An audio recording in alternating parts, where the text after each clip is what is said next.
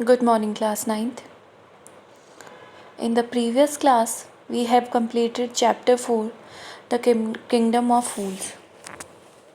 Today, we are going to start a new chapter, that is the chapter 5, The Happy Prince. So basically, the Happy Prince was a beautiful statue. एक बहुत ही सुंदर statue था जो Happy Prince का. He was covered with gold. किससे कवर था वो? गोल्ड से.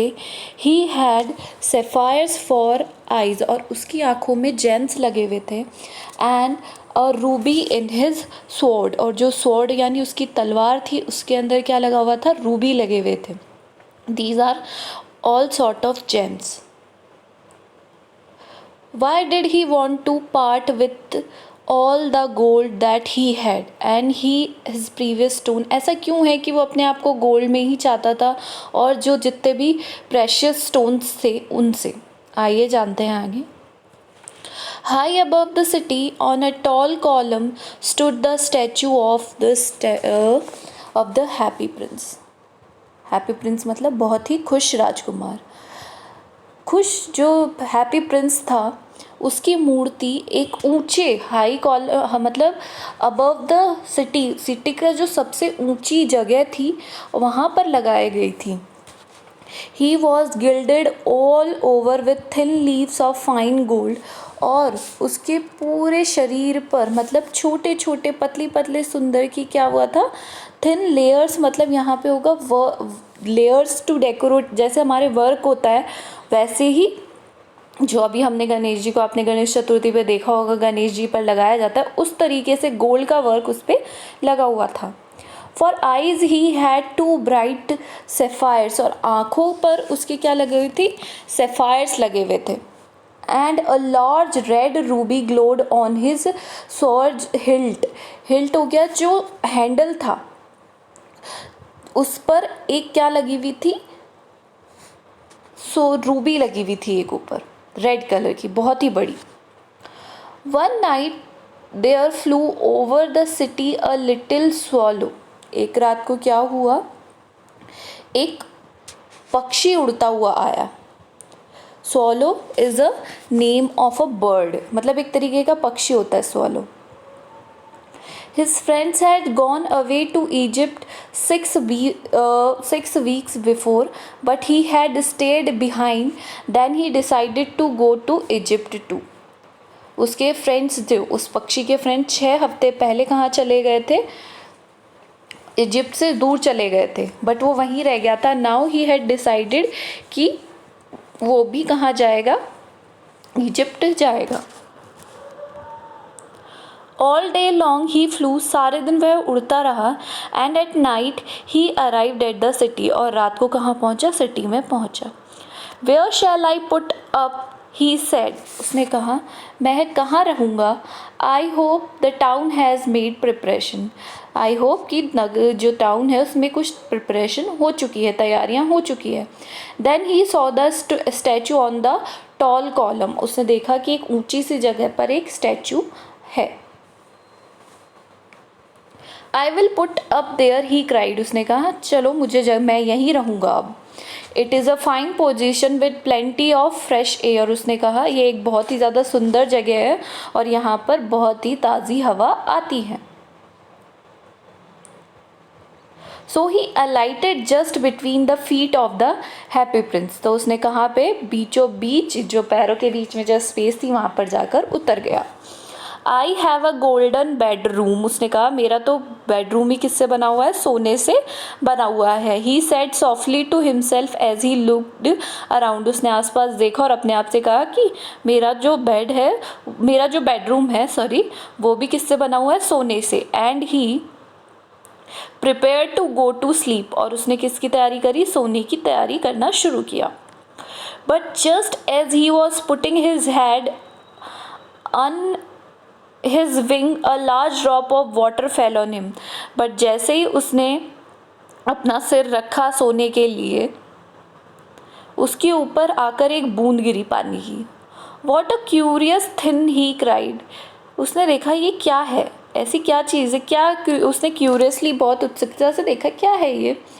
There is not a single cloud in the sky, the stars are quite clear and bright and yet it is raining. उसने कहा कि स्काई मतलब बादल, बिल्कुल भी बादल नहीं है आसमान में, तो तारे भी बिल्कुल साफ है, चमकीले हैं, और फिर भी बारिश हो रही है।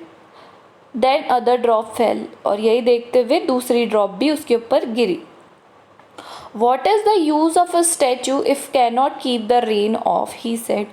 उसने कहा इस मूर्ति का क्या फ़ायदा है अगर ये बारिश को भी नहीं रुक सकती। I must look for a good chimney pot. उसने कहा मुझे एक सुंदर सी चिमनी ढूंढनी चाहिए, और उसने क्या किया, ही डिटरमाइंड टू फ्लाई अवे, और उसने क्या किया, उड़ने का, वहाँ से उड़ने का सोचा या निश्चय किया। But before he had opened his wing a third drop fail, और जैसे ही उसने अपने विंग्स खोले उड़ने के लिए, एक बूंद और गिरी। And he looked up and saw, what did he see, और जैसे ही उसने ऊपर देखा, उसने कुछ देखा। क्या था वह?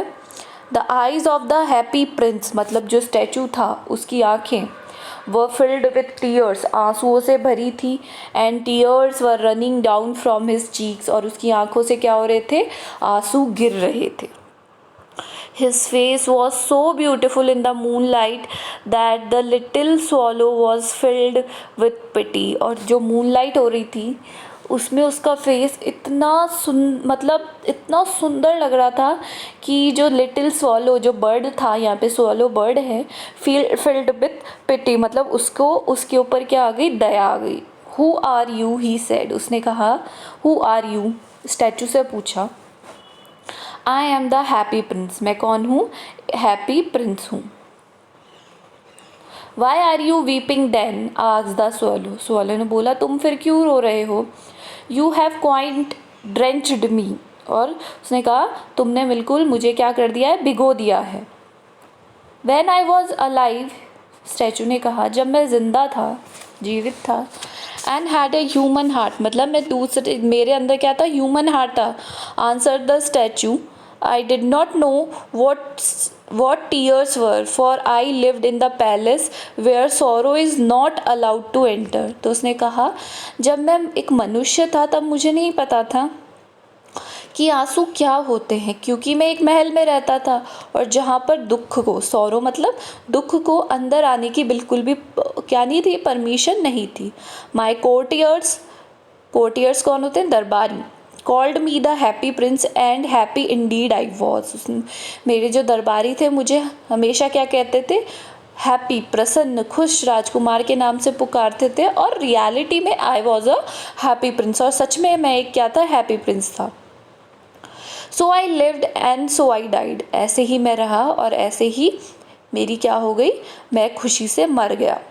And now that I am dead they have set up me up here so high that I can see the ugliness and all the miseries of my city. और उसने कहा जब मेरी डेथ हो गई तो उन्होंने मुझे क्या करा, इतनी ऊंचाई पर मेरी जो मूर्ति है उसको स्थापित कर दिया कि मुझे जो अपनी सिटी की अगलीनेस है, कुरूपता है, और जो सारी पीड़ा है सिटी की, वो अच्छे से दिखाई देती है।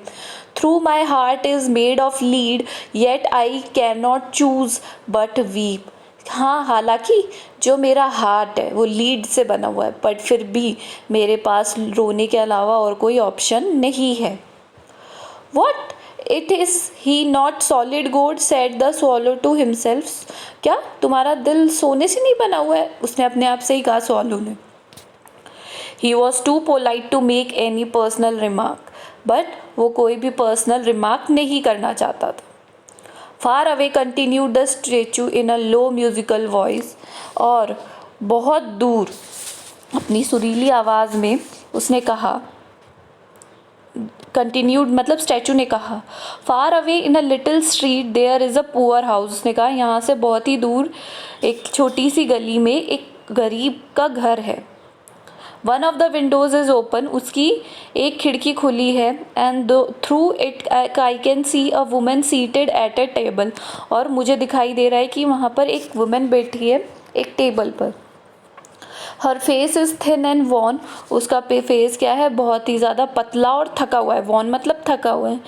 And she has coarse red hands all pricked by the needle, और उसके हाथ बहुत ही ज़्यादा भद्दे, कोर्स यानी भद्दे हैं और लाल हो रहे हैं। किसकी वजह से? सुई की प्रिक्ड, नीडल जो छेद सीने की वजह से। For she is a seamstress, क्यों? क्योंकि वो क्या है? एक दर्जी है, कपड़े सीने वाली है। She is embroidering flowers on a satin gown for the loveliest of the queen's maids of honor. उसने कहा कि वो एक गाउन बना रही है, किसके लिए? क्वींस की मेड ऑफ ऑनर। आपने देखा होगा जब जो रानियों की शादी होती है तो उनके पीछे कई लेडीज वॉक करती है, वो होती हैं मेड्स ऑफ ऑनर, उनके लिए। To wear at the next court ball. In a bed in the corner of a room her little boy is lying ill. उसका बेटा एक बेड पर लेटा हुआ है और जो कि क्या है? बीमार है। ही हैज़ अ फीवर, उसे बुखार है। And is asking his mother to give him oranges, और अपनी मदर से कह रहा है कि उसे क्या चाहिए? ऑरेंजेस चाहिए। His mother has nothing to give but river water, so he is crying. उसकी मदर के पास उसे देने के लिए जो रिवर है उसका पानी के अलावा कुछ भी नहीं है, इसलिए वो रो रहा है। Swallow, swallow, little swallow, will you not bring her the ruby out of my sword hilt? उसने कहा, swallow, तुम क्या मेरा एक काम कर सकती हो? ये जो मेरे sword में क्या लगी हुई है? ये जो रूबी लगी हुई है, लाल मणि लगी, इसे निकाल कर उन्हें दे दो।